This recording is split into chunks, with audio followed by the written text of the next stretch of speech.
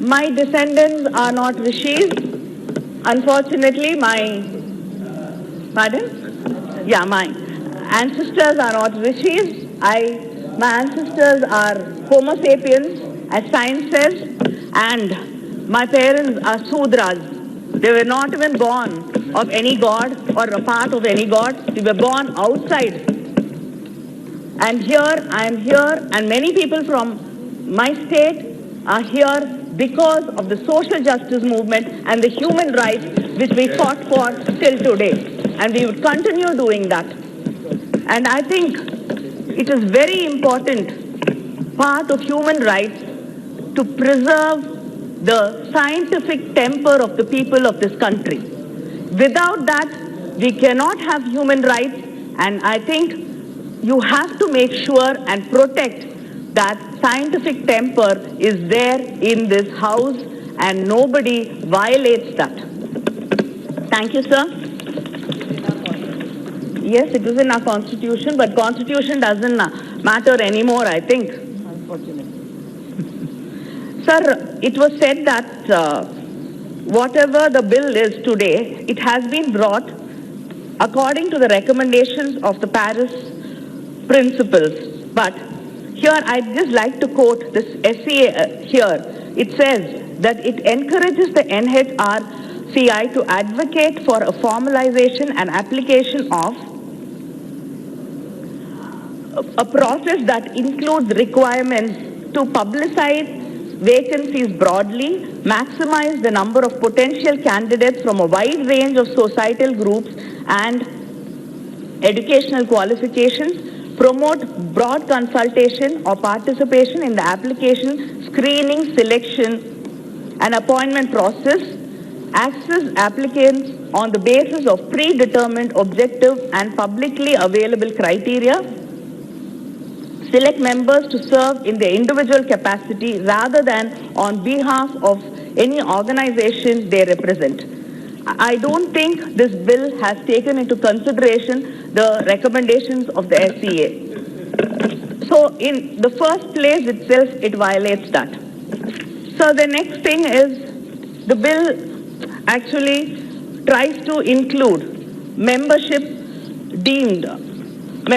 from chairpersons of National Commission for Backward Classes, National Commission of Protection of Child Rights, and the Commissioner for Persons with Disabilities.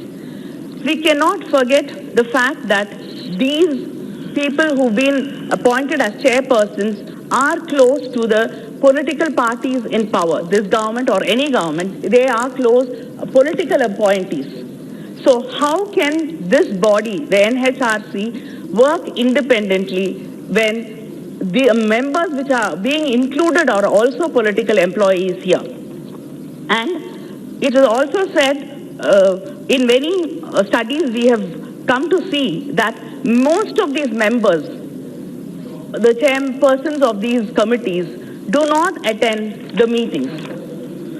It has been recommended that independent NGOs, whatever this government has, in spite of it having a lot of things against the NGOs, we cannot forget the fact that they have been working for human rights in this country. Whenever the human rights has been tampered by the government, the Dalit rights, the minority rights, and the women's rights has been tampered, I think it is these these social activists who made sure that they protected the human rights of the citizens. So people from that, with credibility, have to be included in this. Sir, and there is a change that from the Chief Justice, any judge can be appointed as the chairperson of this committee. So this actually will open up a wide bracket of choices for the government, which in turn will have a potential of resulting in an unhealthy competition among the members of the serving judiciary and more politicization of the same. And another important thing is, I've already said that there's no transparency in these appointments, and the tenure of reappointment has been reduced to 3 years. The judge, the person who is taking in charge will not have enough time, adequate time, if you're going to reduce it to 3 years, to even understand what the issues are, the problems are, to resolve that. And when you're talking about a second term appointment, obviously the person who's going to be appointed there has to give in to whatever the government, the present day government wants, so that if they want to seek reappointment. So that causes a lot of doubts in the minds of people who believe in human rights. This issue, point of giving a second term definitely will compromise the NHRC. And just appointing one more person does not solve any purpose, because there are over 1 lakh cases. Per day there are more than 450 cases which come to the Human Rights Council in India. And how does just appointing one more person solve the problem? And they are saying that they'll include one more women member. The staff, which is nearly 500, has only 20% of women members in them. And just including one more person, to represent women, at least 50% of it should be women. One more does not solve any purpose. And the powers of the Secretary General have been changed in this. Just a minute, sir. It has been changed.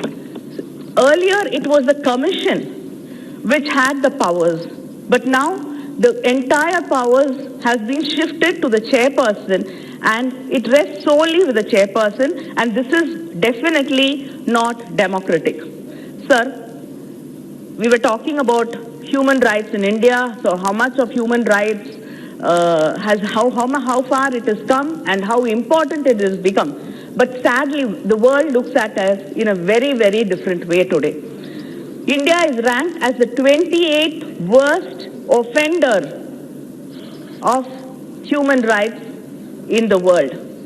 This is a point where we have to be ashamed of all of us. Ashamed to be a part of this. The minority rights have been taken away. The Dalits, we know how the Dalits in this country are being treated. There is absolutely no right of debate, dialogue in the country.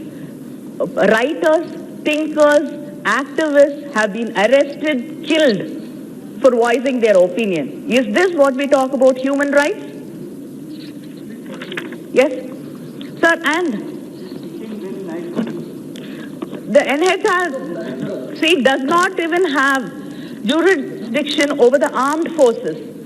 Whatever excesses the armed forces commit, the NHRC cannot have anything to do with it. They cannot call for an investigation over there. They cannot look into what is happening over there. It's completely toothless when it comes to the armed forces.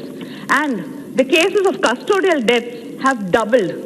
And after 2016, the government conveniently has stopped giving prison statistics and crime statistics, giving it out.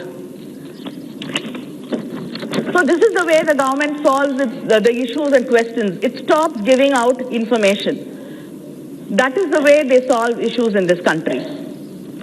So these changes are very, very, very superficial, and it's actually diluting the Human Rights Commission in this country. And through you, I ask the government to withdraw this bill and bring a bill which really cares about human rights, which will uphold human rights in this country. And I'd like to quote Nelson Mandela, the icon of social justice and human rights.